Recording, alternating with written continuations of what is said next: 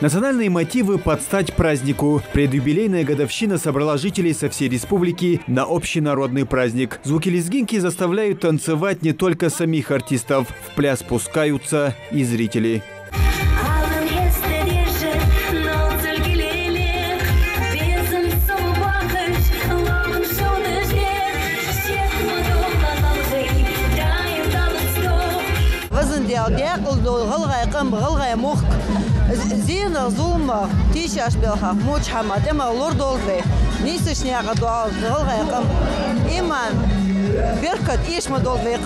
Это для всех людей, всех жителей Ингушетии большой праздник.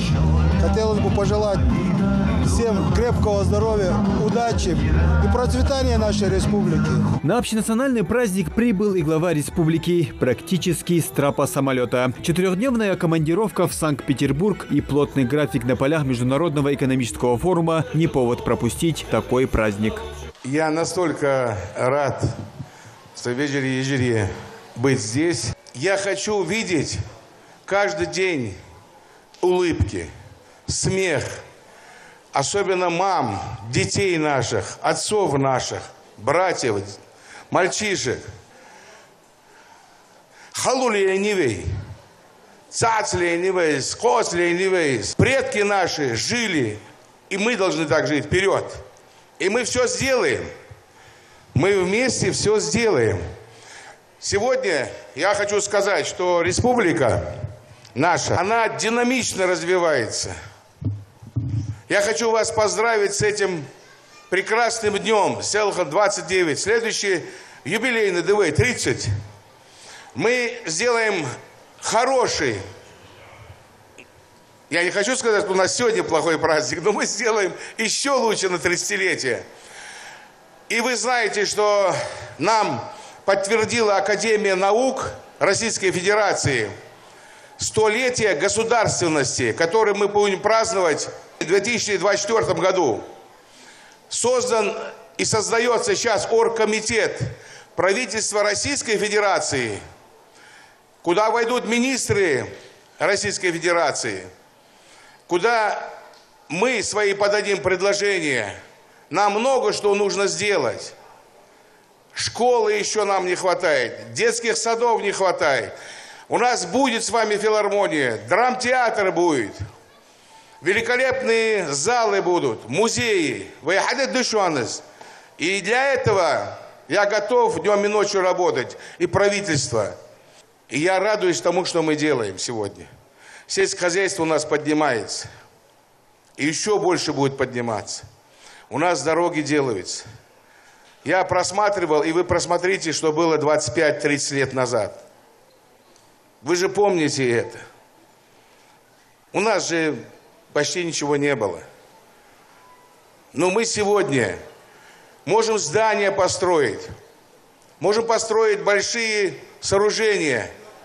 Но если заботы о людях не будет, главное, зачем это нужна земля, здания, дома? Для людей надо. Поэтому в первую очередь я буду думать и думаю, чтобы я сын могу жди, шен этубах. Я это говорю искренне. Холу, если мы преодолеем это все, мы все пройдем. У нас достойные спортсмены, достойные артисты. Мы гордимся и будем гордиться. Я мог без ичуан, вей цихалыч, мярш могуш долыш. Мярш могуш долыш, вей хури. Будем жить и процветать. Потому что для нас это очень важно. Сегодня я могу вам сказать, я подписал 6 соглашений в Санкт-Петербурге на экономическом форуме.